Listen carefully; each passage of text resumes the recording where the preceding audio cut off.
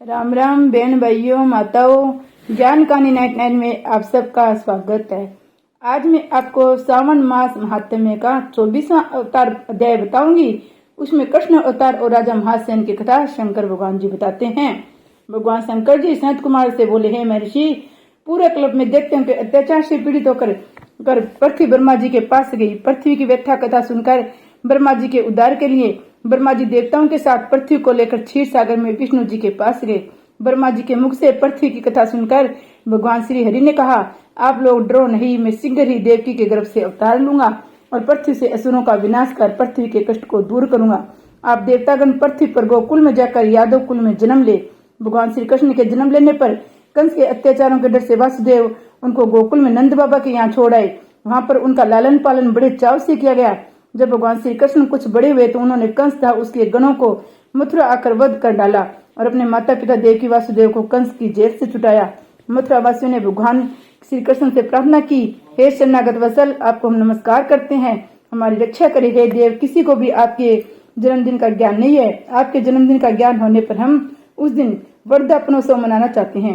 भगवान श्री कृष्ण ने उनकी भक्ति, श्रद्धा और आत्मीयता देखकर उनसे जन्म दिवस में होने वाले कार्य को कहा और मथुरा वासियों ने भगवान श्री कृष्ण का कथन सुनकर उस विधान से व्रत किया। भगवान ने उन लोगों को अनेक वर प्रदान किए। हे सनत कुमार, इस संबंध में से मैं तुम्हें एक प्राचीन कथा सुनाता हूँ। अंग देश में मित्रजित नाम का एक राजा था। उसके पुत्र का नाम महासेन था। वह अत्यंत साधु स्वभाव वाला राजा था। वह प्रजा की अपने प्राणों से भी अधिक रक्षा करता था। प्रजा भी उस पर अपने प्राण छिड़कती थी, परंतु वह अचानक पाखंडियों के संपर्क में आ गया। जो राजा अपनी प्रजा को प्राणों से अधिक चाहता था, अब वह अधर्म के रास्ते पर चल पड़ा।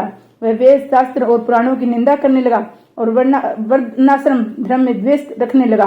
ताप इस प्रकार भूस में बीत जाने पर उसकी मृत्यु हो गई। यमदूत उसे पास में बांधकर यम के पास ले गए। यम ने उसे नरक में गिराकर बहुत समय तक यातना पहुंचाई।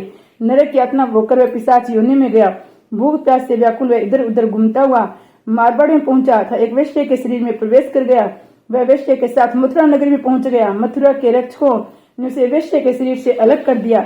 यहाँ पर वह वन ऋषियों के आश्रम में घूमता हुआ भगवान की कृष्ण की कृपा से जन्माष्टमी के दिन ऋषियों और ब्राह्मणों द्वारा की जाने वाली महापूजा में शामिल हो गया।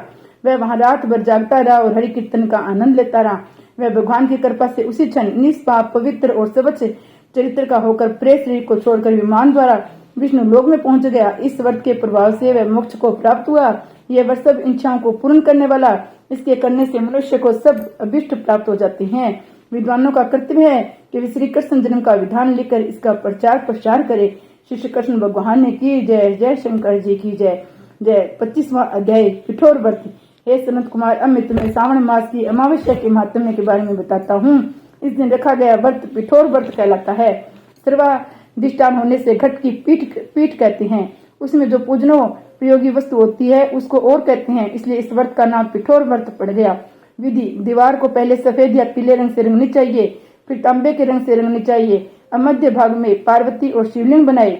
उसके चारों ओर संसार के सभी चीजें बनाए, जैसे रसोई घर, देव मंदिर, शयनानगर, खजाना, स्त्रियों के सोने का कमरा, अंत प्रसाद, अठालिका, पेड़, ईंट, पत्थर, चूना, दरवाजा, चार दीवारी, बकरी, गौ, भैंस, ऊंट, हाथी, घोड़ा, पालकी, रथ, सब प्रकार के अनाज, सब तरह के पक्षी, दालें, सब्जियां, फल, दीपक, दीवट आदि उपरोक्त वस्तुओं को बनाकर षोडश उपचारों से उनकी पूजा करनी चाहिए।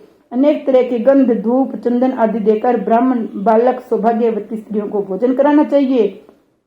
अंबिका से शिव जी से कहना चाहिए, हे दया सिंधु, हे शशि शेखर, आप इस व्रत से संतुष्ट होकर मेरे सभी मनोरथ पूर्ण करें। इस प्रकार 5 वर्ष तक व्रत करने के पश्चात उद्यापन करना चाहिए। उद्यापन में शिव मंत्र ओम नमः शिवाय द्वारा घर था बिल्व पत्र द्वारा हवन करे।